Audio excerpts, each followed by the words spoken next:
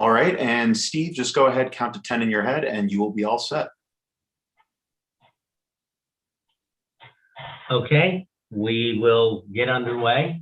I want to welcome Michael Glickman, a candidate for trustee in the Great Neck Public School District. This is a little bit, we had originally sought to have a candidate forum with Michael's opponent, Barbara Berkowitz, who is also president. Barbara said that she would prefer to do this one-on-one. We're keeping our time with Michael. We will have Barbara tomorrow. She said she promised to explain why she preferred to do this separate. But we're glad that Michael was willing to do it either way. So we're going to get started with Michael. I want to, my name is Steve Blank. I'm the editor and publisher of Blank Slate Media. And I want to welcome you all live and recording of our event. We will have a video on YouTube and Facebook, and we'll be emailing it out as well for those who were unable to attend. So why don't we just dive in and get a chance to talk a little with Michael. Michael, why don't you start? We actually, in the interest of public disclosure, we actually know each other for a long time. We served on the board of the Gold Coast Arts Center. So I may know the answer to some of these questions, but I'd like you to share this and just tell us a little bit about yourself. Sure. Where you're from, what you do when you're not running for school board, et cetera. Thanks, Steve, and always good to see you, and welcome everyone. Thanks so much for tuning in. So Michael Glickman, lived in Great Neck for 16 years with my wife and 3 children. We have twins who are in 8th grade over at North Middle School, and a 5th grader over at Saddle Rock Elementary. And professionally, I have served as the president and CEO of the Holocaust Museum in New York. I've led the Center for Jewish History, which is the world's largest archive on the modern Jewish experience, also based in Manhattan. And I also sat on the cabinet and served as a vice president for Long Island University, back and forth between their Long Island campus, what was CW Post, and their Brooklyn campus, along with some other centers. So currently I run my own business, started it about, I guess almost 2 years ago, a little bit shy of 2 years, and work with a number of philanthropists and help advise and guide foundations and individuals as they roadmap their philanthropy, but also serve as a content producer and an advisor to museum directors and cultural institution leaders around the world. The majority of my work is here in the States, in Israel, and in Western Europe. So that's a snapshot from a community standpoint. As Steve mentioned, we've known each other through the Gold Coast Arts Center, where I've been involved in that organization for about 14 years, served as president of the board for about 5 years, and now serve as the executive chair, or as the chair, excuse me, of the executive committee. So have had an opportunity to get to know a good number of people in the community, and also support one of the great resources that we have here in Great Neck. And as it relates to school district, have served a 2-year term on what was then the Citizens Advisory Committee, which was a committee established by the Board of Education a number of years ago. And so that's a snapshot, Steve. So the question is, why, with that career, did you choose to run for, why are you running for school board as a trustee? So I've always been very community minded, and the district is something that is super important to me. Certainly our kids' education and the education of those kids in this community is important to me. Hang on one second. We have another viewer who is demanding Okay. And so we all get to experience the joys of working from home these days. But nonetheless, I really decided that this was the moment. This was the time to get involved and run. I'm a parent. I'm a community advocate. I'm a longtime Great Neck community member. I've got extensive experience running institutions dedicated to both education and cultural understanding. And I think that our kids need some fresh perspectives. And I think our district needs some new and worthwhile ideas to pursue. So that was really the baseline for why I decided to jump in this moment. So what is it now? Have you been involved in the school district? Have you, a number of people who get involved and who run for school boards have been involved in PTAs or have been involved in committees. Have you had experience with the school district? So I've had experience with being a participant in the audience of board meetings over the years.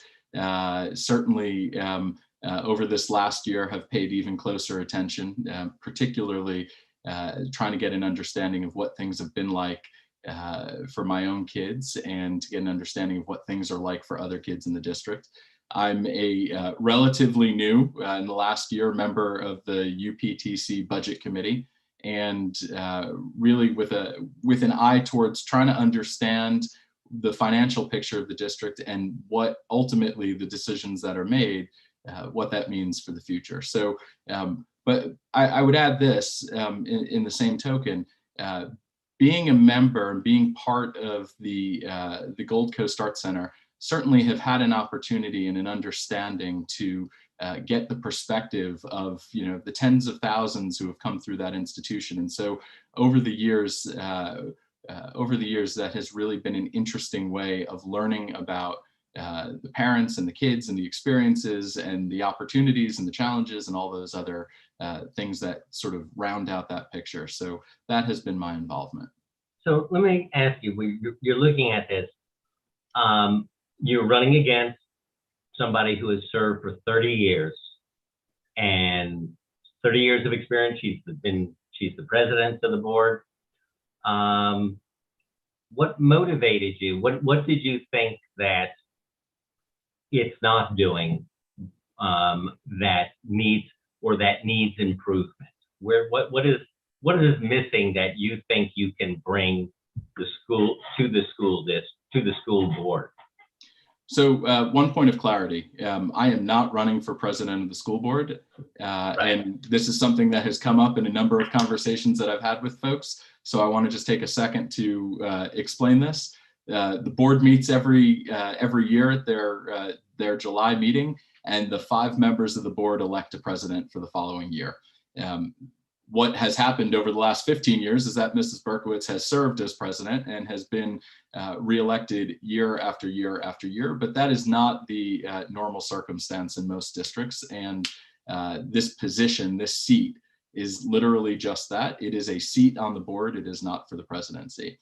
So the reason I decided to run, I had been wildly uncomfortable and with the level of communication that the district has pushed out over the years. When I was sitting on the Citizens Advisory Committee, this was a topic of conversation, meeting after meeting after meeting, how the district needed to do better. The district needed to engage the community in a better and more engaged manner.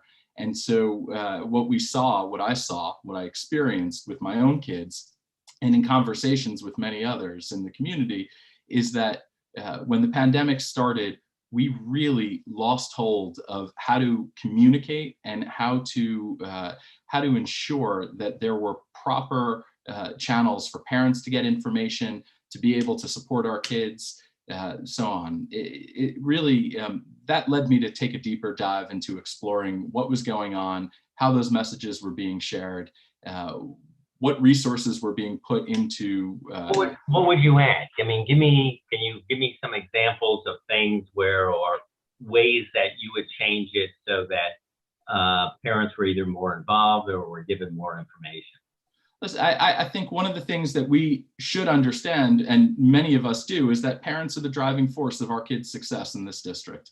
We live in a community with a choice district, and this is a place where parents are putting enormous resources into the teaching and training of their kids, and getting them prepared to go into those classrooms and be successful, and to support the teachers, and to support the administrators, and to support the board. And so part of what needs to happen is we need to start communicating with the parents in a more systematic way. We've got to go out there. I've been talking forever. You can go back and read all of these letters. I've been talking forever about the need to be able to communicate better.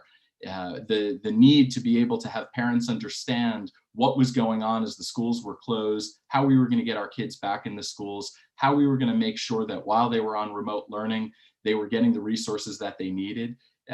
I think I bring a level of fresh eyes and a clear-eyed perspective about what else we've got to be doing and how to ask the questions and how to make sure that we're putting the resources behind getting these kids consistently the education and the resources that they need. You mentioned you wrote in a letter to the editor that appeared in our papers, that we need to move beyond the dysfunction of dated ideas and bureaucratic ways. What did you mean by that? I think we've got to stop. I think we've got to stop treating people who ask questions in this community as if they are enemies of the state. I think that we've got to get to a place where we create methods and processes where parents can be wildly involved in a way that their concerns, their issues, their questions, their ideas are moving through the district in a way that helps continue to improve things. I mean, one of the points worth making is simply when I say dated ideas, the fact of the matter is that when the schools shut down in the spring, everybody expected bumps in the road. There is no question. It's certainly plausible that we did better in this district than many others. But the thing that was completely clear at that moment was that a decision was made by the Board of Education to support not getting these kids live instruction, not putting these kids on a schedule, not keeping these kids with any consistency or regularity. And I think part of this is the idea of you've got some members on that Board of Education who don't necessarily believe that the parents and the community should have a say in how things are done. Part of that is an old style bureaucratic way of thinking and running a school board. We're in a new era where we have to give parents more access to be able to share their ideas, and we have to take better advantage of what's in the community. We've got tremendous resources here, tremendous expertise. We should start taking. We should not take that for granted. Well, you mentioned the resources. We're looking at and you also had mentioned part of your approach. Now, you were CFO of the museum. CEO. CEO. Yes. Excuse me. And you mentioned keeping property values in mind and the resources. The Great Neck School District this year's budget is $252 million. We were discussing earlier the importance of government, and as I pointed out, there's no local government that spends more money than the Great Neck School District in the area, and that's with about 6,000 students. Hang on one second. The joys of doing things at home. So we have 6,600 students approximately, and we're spending $252 million, which comes out to be about $38,000 per student. Are we spending too much? You said you're keeping property values in mind. Now, the fact that Great Neck is rated highly in national tests, obviously helps property values. But are we getting the bang for the buck? Are we spending too much per pupil? Could we get the same results for less, or at least without seeing an increase in spending from one year to another? I think we've got to go in and start asking the questions and making the comparisons. I mean, if we're talking about rankings and we're talking about spending per pupil, then we should look at the distinction between how these rankings have come out and where Great Neck North and Great Neck South stand compared to the other districts. So, by my calculation, based on this, because we're looking at just over 3,800 students, you're talking about a budget that's going to be in excess of $37,000 a kid going into this next budget year. But when you look at Manhasset at 32,000, when you look at Roslyn at 36,000, when you look at Herrick's at 29,000, these are all districts that are rated higher than Great Neck North. When you're looking at rankings and you're looking at the cost per student, I think we've just got to do a better job at being honest about what it is that's working and what's not working. Where can we make improvements? Where can we make better investments? How can we start thinking about things in a different way? How do we start taking advantage of the resources that we have? I don't necessarily think that it's about the cost per student as much as it is making sure that the cost per student is actually getting us the results that we want.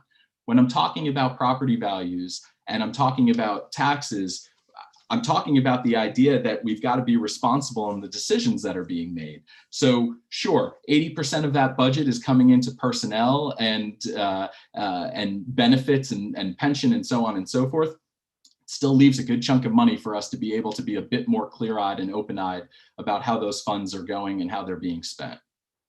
Do you think that Great Neck schools are, even though they're ranked very high, it was Great Neck South was third in Long Island, and Great Neck North was ninth. In between, above them were Jericho and Manhasset, and then below the South was Garden City, Herrick's, Roslyn, Syosset, and North Shore. Is Great Neck are they underperforming based on what's being spent? I think that's a great question that requires the district to do a thorough analysis and share those results with the community. I think that's something that I'm absolutely committed to learning through and understanding how those rankings are actually impacted by the cost per student and how that cost per student rates to peer districts. And at the same time, when you're looking at AP results and you're looking at college entrance and you're looking at all of the other stats that are at our disposal, let's just take the data and start thinking about it in an intelligent way, and let's share that information with the community. I think that's what's most important. Now, you have a number of people who are looking at this and saying, who's going to know how to make these type of changes better than Barbara Berkowitz? With her 30 years of experience, 15 as president, rather than have somebody new come in who has not served at all on the board. How do you respond to people saying, I should be, questioning whether somebody who hasn't served on a board can do a better job with somebody with those years of experience? I think it's a fair question, and I would say I've got lived experience. I've got life experience in running institutions and working with students and working with educators and working with universities. But I also want to add a component here, which is this school district is not about one individual. I recognize that Barbara has played an outsized role in the running and the day-to-day operation of this district. But that is not the responsibility of this board. The responsibility of this board is to hire and evaluate the superintendent, to review policies and adapt policies, to provide goals. If you want to talk about Barbara's 30 years of experience and 15 years sitting on that board, take a look at the last time that the Great Neck Board of Education put goals out into this community. They did this in 2019, 2020. They haven't posted goals like every other district, every other peer district we have. And when you look at these goals, you see things like monitor enrollment. Well, of course, we would anticipate that this district and this board is monitoring enrollment. They look at things like review the success of the new pre-K site at JFK. fantastic. Review security. Here's the thing that's not happening. We're not looking at academic we're not looking at academic achievement when it comes down to the board. When you look at Scarsdale, you have goals that include aspects of learning and teaching and evaluation. When you look at Herrick's, you're looking at goals that touch upon curriculum and instruction, communication with the community, tech integration. When you look at New Hyde Park, you're looking at high quality, consistent curriculum and learning experiences.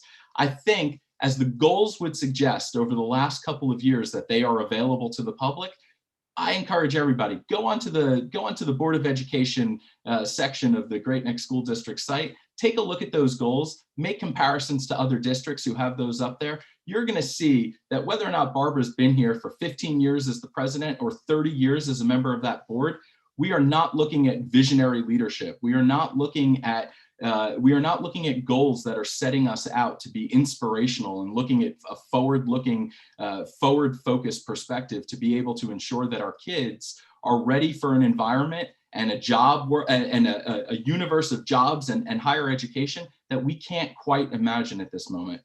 I think part of this all comes down to, how do we make sure that the district is thinking about the future and that we're providing these kids with the opportunities they need, and that we're doing so in a really thoughtful and focused way?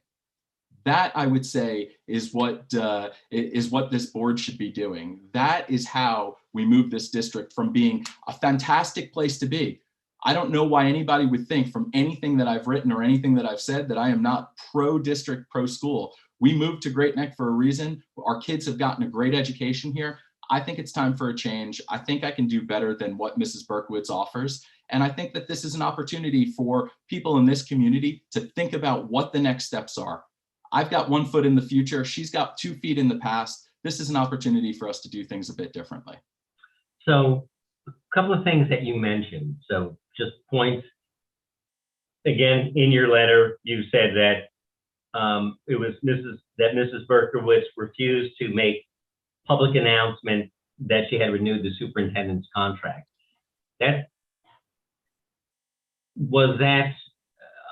Obviously that was discussed by the board. They're not going to make they're not going to make that type of decision without having a vote on that. What would you have preferred them to do, or how would you have approached that? The superintendent is the CEO of this school district. And as you have said a number of times, we're talking about a $252 million business. Show me a company, show me an entity, show me an enterprise where the person who's serving at the helm of that organization is not out in the community being celebrated for being renewed, or that information is shared publicly. They did it through a consent agenda where they approved, and yes, to the question that you asked, the board certainly approved that. They approved a 3-year contract, not a 5-year contract, which is typical for Great Neck. There was no discussion about why there was a 3-year contract instead of a 5-year. And there was no public announcement that was made other than this was done in a consent agenda. I can't quite understand why. And by the way, I've talked to parent leaders, I've talked to school officials, I've talked to teachers, retired and active. I've talked to members of the community.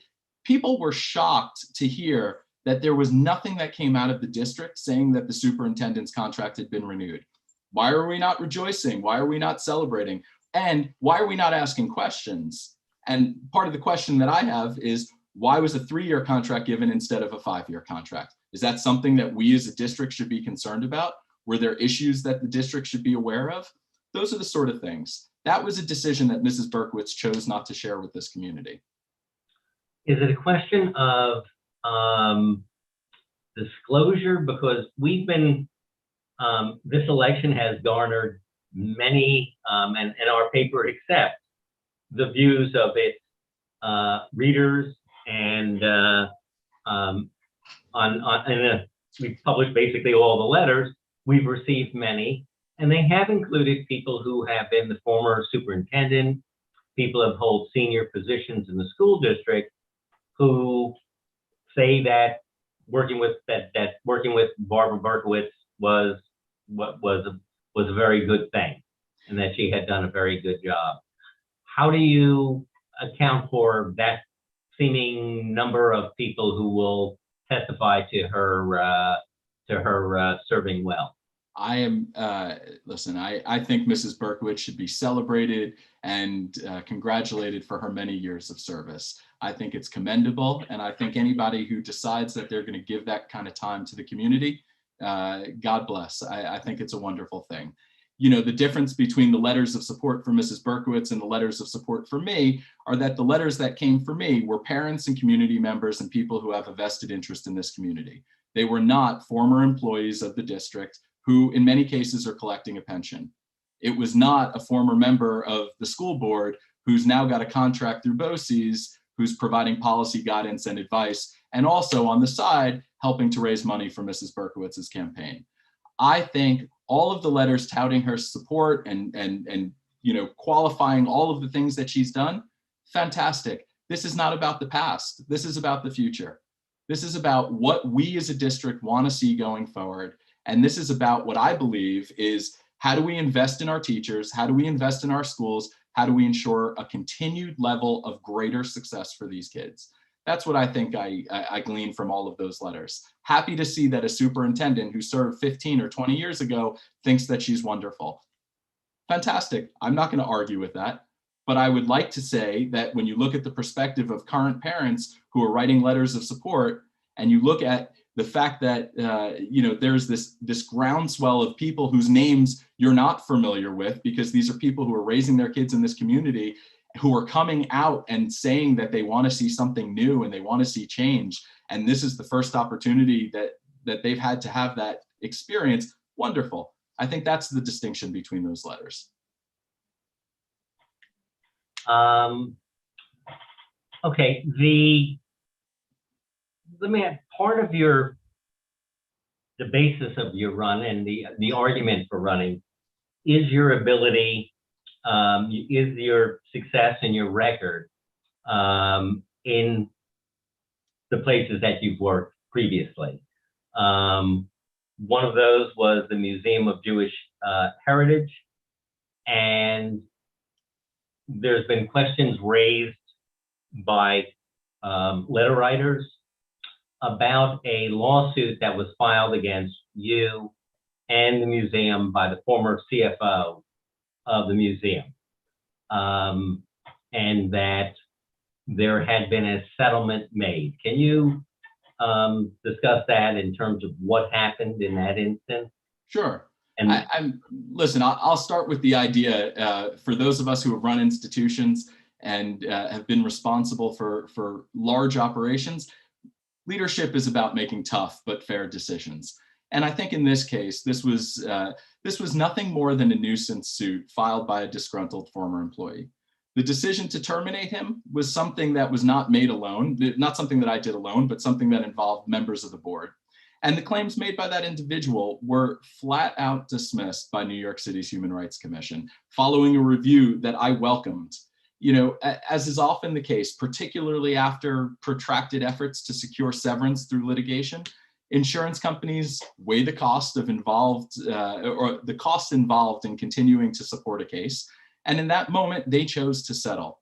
That was simply an insurance claim. It was nothing more, it was nothing less.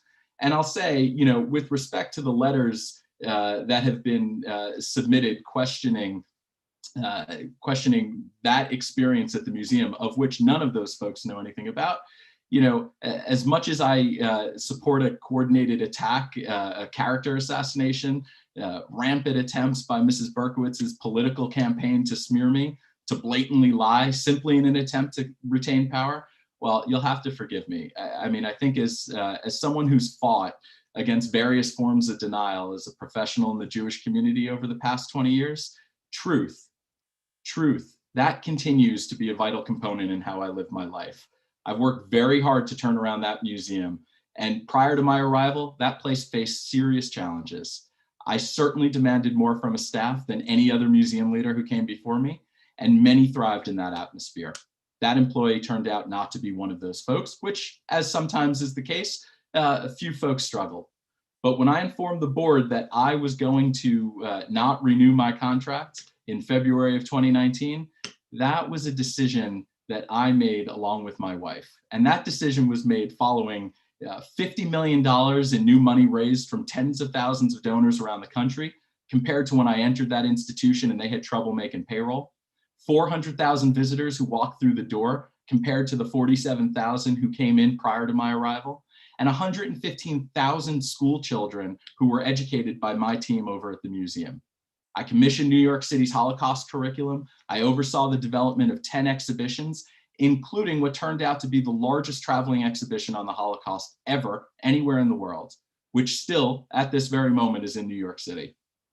I left that museum 2 years ago, and despite any attempt by some of the letter writers in your paper to rewrite history and create a false narrative that serves their purposes, I assure you, I am still filled with great pride over the accomplishments that I had, having had the honor to sit in that seat and fill that role. So, you know, I think quite honestly, there's nothing more to it other than I feel great about what I was able to accomplish at that museum and at every other institution that I've been at. There's also, in terms of discussion, in terms of how you're waging the campaign. One person has raised the question of whether there is you have a political party backing you, whether the Democratic Party, normally school board elections are nonpartisan in their approach. Is that how you're running your campaign? Or is there a political organization behind you? I think you're confusing that question for Mrs. Berkowitz. So at the end of the day, Steve, I have no one backing this campaign other than members of the community. I'm not associated or affiliated with any political campaign, with any political party. I've been a registered independent for years. There has been no level of coordination, unlike perhaps what I've been told is happening on the other side. And the end of the day, I recognize that, you know, this is about fear mongering. This is about how to silence the voice of people in the community. This is about all sorts of efforts to distract what's actually happening. And what's actually happening is you've got somebody in this community who's got kids in the district, who's an active dad, who's an interested and enthusiastic participant in the community, and who's given my time. And at the end of the day, I want to make sure that I could put my talents, my resources, and my expertise to the use of the school board. There is nobody backing me other than the hordes of parents, retired teachers, active teachers, members of the community, taxpayers who are interested and enthusiastic to see me get elected to this board.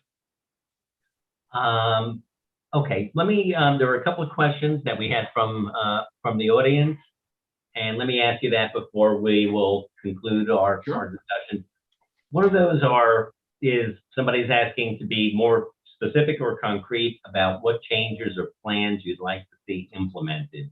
What will you change if you're elected? I think we've got to dive directly into the community and create new forms of engagement. We've got to create some community working groups, take advantage of those who are steeped in expertise and professional achievement. We've got to create a Great Neck community core, identify residents who bring in expertise to the table who could be deployed upon for the benefit of our kids and our schools. We've got to start hosting some topic-specific forums where we can bring in experts and look at emerging issues and start to do some trend spotting. We've got to create some level of ongoing community evaluation. Let's figure out whether or not the schools are really living up to the expectations that members of this community have. We've got to start communicating and we've got to start talking. I also think we've got to start making better investments when it comes to, we've got to put more resources into teacher training. We've got to be able to make sure that from the standpoint of technology that it's used as a goal to be able to amplify what these teachers are able to do in the classroom. How do we bring education to life? How do we create new ways of thinking about what is happening in public education? That's my focus. I also want to bring financial transparency. I want to bring accountability. I want to get us to a point where we're never in a position to hear that the superintendent's contract has been renewed, that the CEO of this district has been renewed for a 3-year period without that being shared. That should have been something that was published in your paper. I can't understand why, for the life of me, that's information that people have to search for and are not being told about. I guess the other question in terms of in style, there's a question of whether you favor a collegial approach or more of a confrontational approach in being demanding. So, which is it? What type of style would you say that you possess? Collegial all the way through. And I recognize, talk to the folks who serve on the board of the Gold Coast Arts Center. I chaired that board for 5 years. Talk to the folks who have worked with me in any of these institutions. Talk to the people who I interact with on a regular basis. I am committed to making things better in this community. I am committed to putting my voice into the community for the benefit.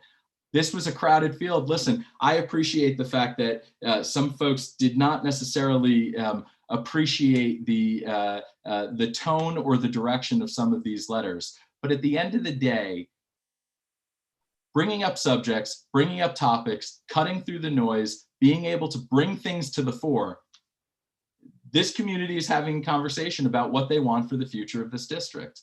This community is having a conversation about the school board in a healthy way that they have not had in years past. So I think I'm super collegial. I am committed to putting in the time to learning about every issue that I possibly can, understanding all sides of those issues. I am committed to making sure that I am as well educated and as insightful as possible around the issues that affect the board and its decision making. And I'm looking forward to sitting and serving with with 3 of the board members who are currently there, and Grant Talk, who will come in simultaneously next week. Let me finish. We have 2 more questions from the audience. And another one, well, we just got a 3rd one. I'll take that one, and I'll take, and then I'll have my final question for you. You have addressed the fact that you have children in the school district. Why do you believe there is a need for more board members with children in the schools? I think that it is absolutely imperative that the folks sitting on that board understand the experiences of these kids in real time. I think it is absolutely imperative to make sure that what these kids are learning through and how they are learning through it and what is experienced in terms of social and emotional and so on, these are things that that board needs to possess, and it needs to be in real time. It's not about what happened in the past. It's about how we're going to get there in the future. This school board is going to be about setting policy and setting direction for the next decade. I have my kids in this district going forward. This is about how parent voices are activated. Finally, one more question from the audience. You mentioned a couple of committees you sat on the school civic action and 1 year on UPTC budget committee. Where else did you get involved in the schools, including the schools your children attend? As I said, my involvement has been on the sidelines of this district for many years, attending board meetings, paying attention, going to school events, understanding what's happening. I dove into the budget committee when I couldn't quite understand what was happening from the standpoint of how decisions were being made. And as I said, I've been long involved with Gold Coast Arts Center and had a window into the experiences of a good number of people in this community through the Arts Center itself.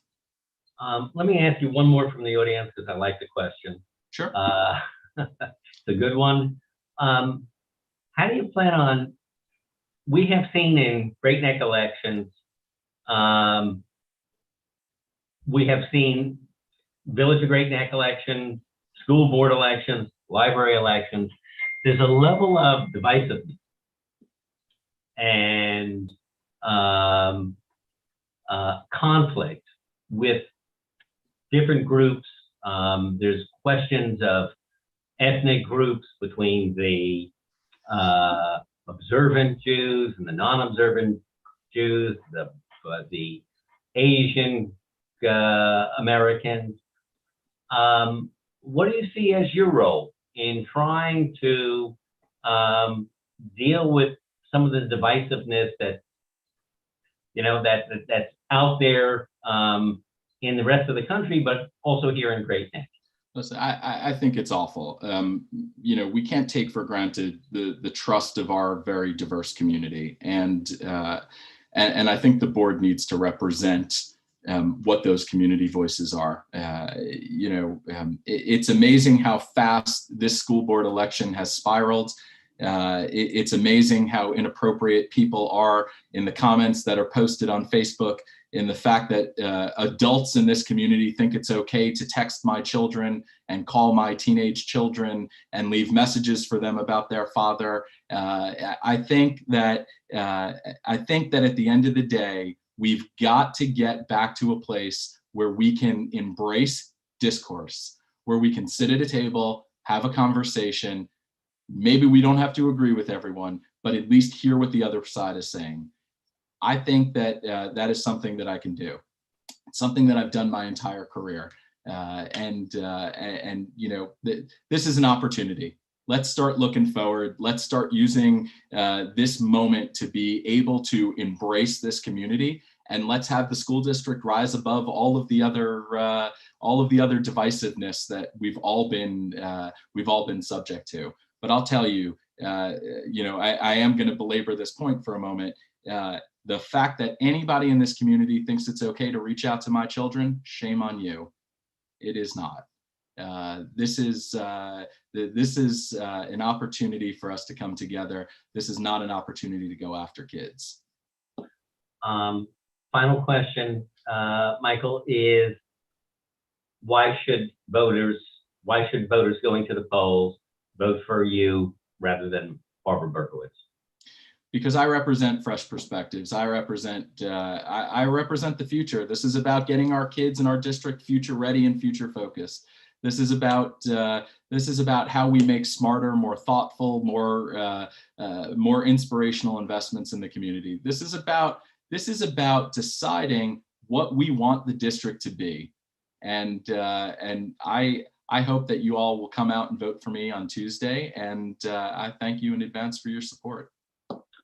I want to thank you, Michael Glickman, for spending time with us this evening. I would like to thank our audience. We will be sending out, we have recorded this. It'll be on our YouTube channel, on our Facebook. So those who want to re-see the conversation or send it to friends, please do.